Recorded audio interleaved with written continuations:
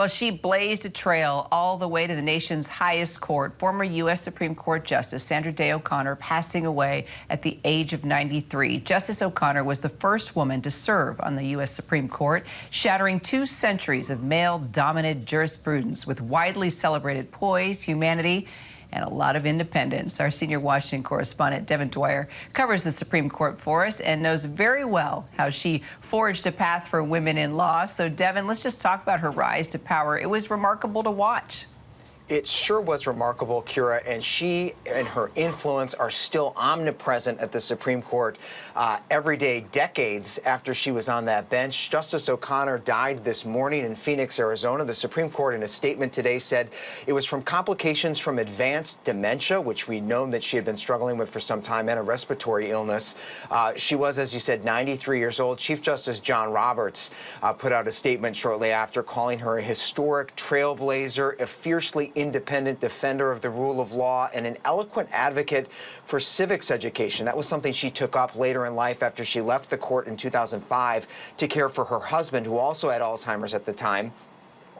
She came to the court in 1981. She was appointed by Ronald Reagan. She was something of, a pragmatist, an independent woman from the Southwest. There weren't a lot of those at the time in the law at all. She was in state politics. When's the last Supreme Court justice you have seen or heard from that was in politics? She brought that experience to the bench and was confirmed 99-0, Kira. And what was most remarkable about her time was that even though she was a loyal Republican, she wasn't an ideologue. She was known and will be remembered as someone who was fiercely independent, a pragmatist, an empathetic person, and someone who sought to build consensus. And you certainly saw that in a number of major decisions she wrote on abortion, gay rights, affirmative action, and the death penalty, Kira. And a lot of historians considering her one of the most consequential women in American history. I mean, she was a trailblazer at the court, of course, but also remarkable is to consider her rise through the law. I mean, she was working her way up as a graduate of Stanford Law School at a time when women were not in very many places in the law, politics, all of these places she forged a path, and she is remembered for that. But she's also remembered for her legacy after leaving the court, Kira. I mean, she very publicly talked about Alzheimer's, the experience of caring for someone with Alzheimer's. In 2018, when she retreated from public life, she addressed the public in a letter saying she is struggling with this illness and will be going away, but should not be forgotten.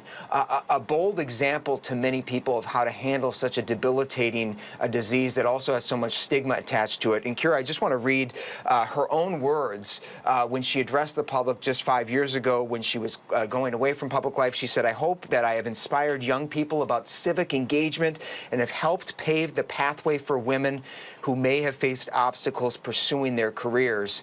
And I think today, 5 years after she made that statement, we can say, without a doubt, she has done just that.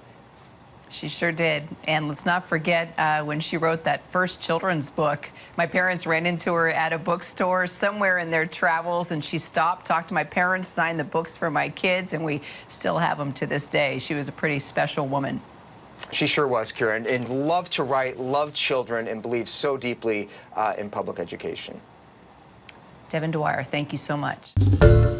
Hi, everyone. George Stephanopoulos here. Thanks for checking out the ABC News YouTube channel. If you'd like to get more videos, show highlights, and watch live event coverage, click on the right over here to subscribe to our channel. And don't forget to download the ABC News app for breaking news alerts. Thanks for watching.